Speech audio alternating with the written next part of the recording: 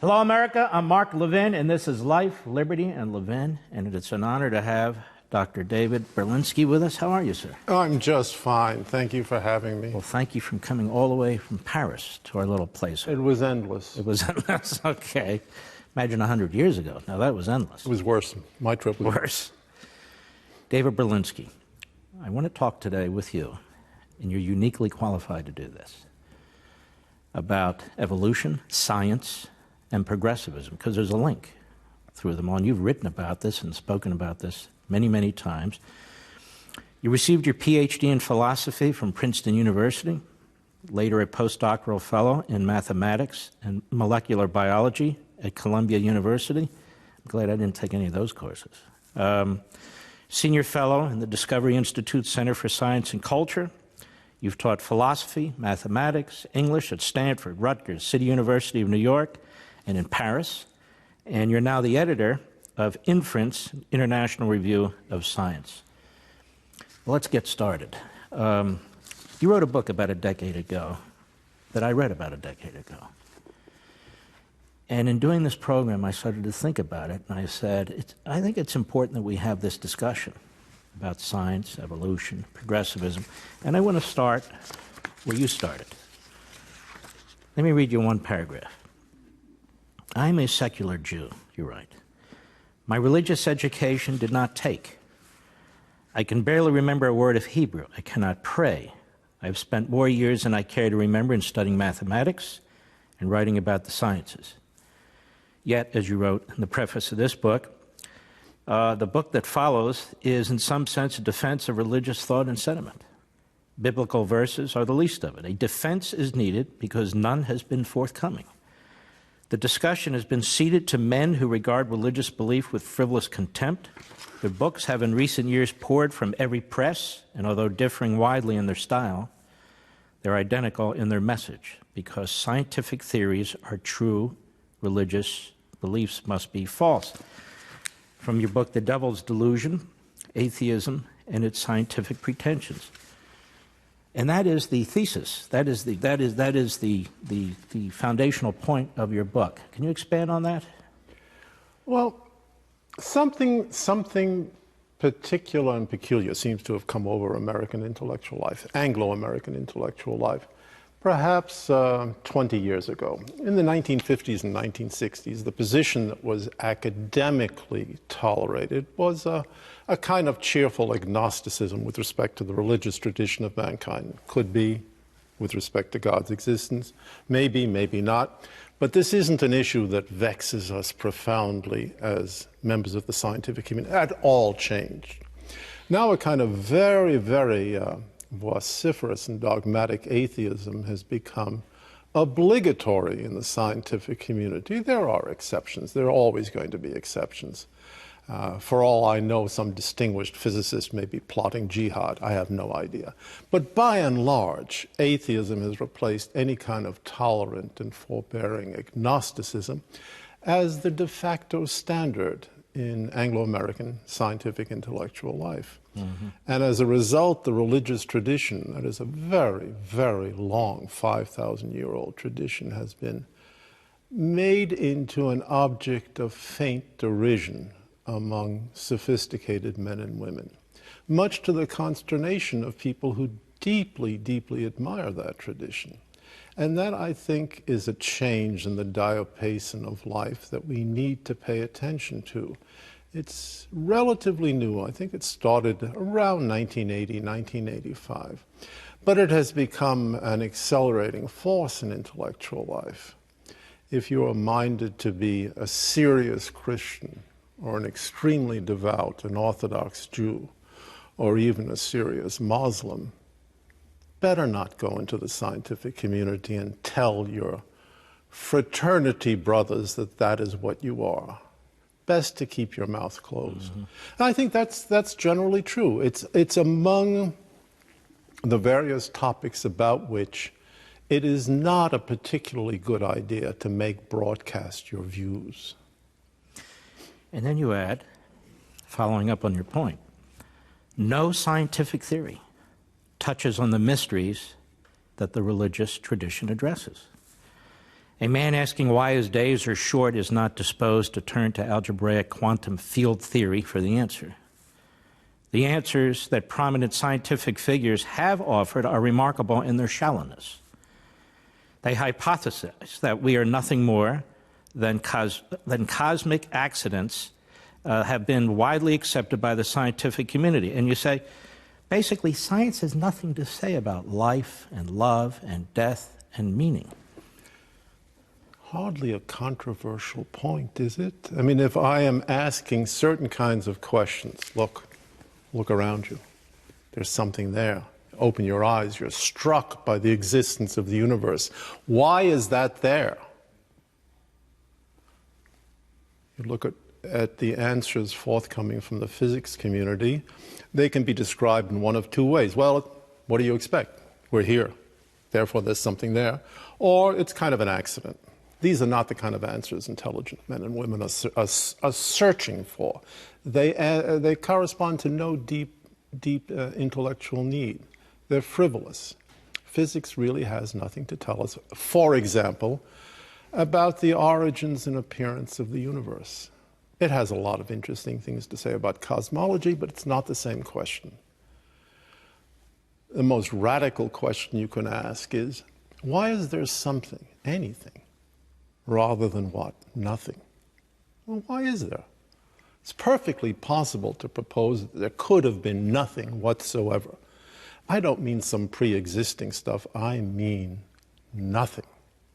Well, that's not the world we live in. How come? It's a good question. What's your answer?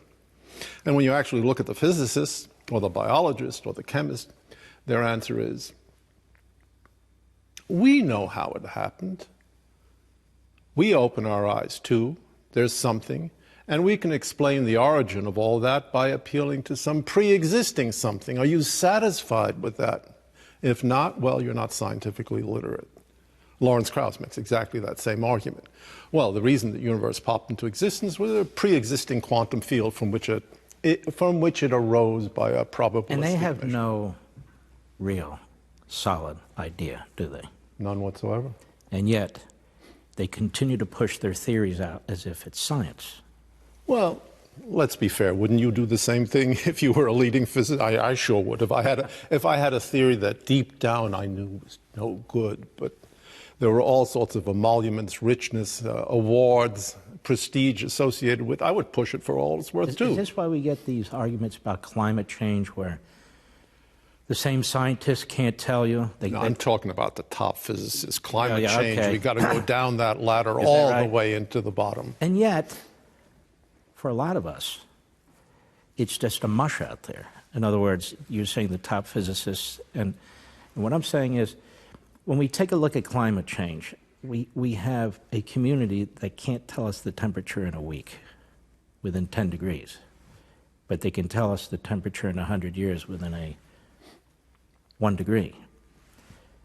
And what I'm saying is, you're saying these top physicists, but isn't it pervasive? Isn't this a pervasive problem throughout science? To a certain extent. Look, science is an enormous enterprise. How many guys, how many women, men and women, affirm themselves as scientists worldwide today? Do you happen to have the number? It's 7 million. 7 million people are engaged in the scientific enterprise. And of course, you're going to find very repetitive sociological patterns when there is something as important as the environment or climate. You're going to find groups forming, factions splitting off from the initial group, a tremendous amount of propaganda, elaborate approaches to government resources. There's a great deal of money to be had, and it's not coming from the private sector, it's coming from the federal government. When I talk about fundamental questions about the origin of the universe, we're appealing to the very top of the intellectual ladder. When I talk about climate change, we're talking about some competent people, not many, some competent people with moderately conflicting views, both about the origins of climate change. Yes, the world is getting warmer. The nature of climate change, the reliability of the climatic models, the theories that go into them, and prognostications for the future. It's not entirely clear exactly which group has the most overwhelming and persuasive evidence. Well, let's talk about the top, if you think this fellow, at least arguably, Darwin. A lot of theories, a lot of arguments, a lot of science, so to speak. What is Darwinianism? What is that? Well, Darwin comes a mid-19th century figure. 1859, he published what is arguably his masterpiece, The Origin of Species. And the question that Darwin asked himself was a question that all of the 19th century biologists were asking. What is the nature of life? What is the origin of individual species? How did life emerge from inorganic matter? And what are the dynamic laws that change one species into another, if there is such a thing as a change of species? Don't forget, alchemy promoted a very similar thesis when it said base metals could be transmuted into gold. It was an argument for transmutation of elements. Well, Darwin provided an alchemical explanation for biology. Species could be transformed into other species. Well, how can this come about? We don't see it every day. It comes about because there are small variations within each species, and these variations are seized upon by the mechanism of natural selection, which simply means some survive, some don't survive. Over vast periods of time, these small variations accumulate. They converge on a different structure, and various different structures in turn converge on a new body plan, a new organism, a new species, a new entry in the vast pharmacopoeia of life. That's Darwinism. And it's a position which is being increasingly held as a secular doctrine, comparable to the book of Genesis. Was he right? I have a lot of doubts. I have a lot of doubts, and so do other people. There are many places when one looks at Darwinism, when one says, hey, look, this just isn't a scientific theory. It's a collection of anecdotes. Why did the giraffe develop such a long neck? Well, he wanted to reach the trees on the top. Well, how come other animals didn't develop the long neck? Well, they didn't want to reach the trees on the top. How come certain kinds of European eels have to swim across the Atlantic in order to mate?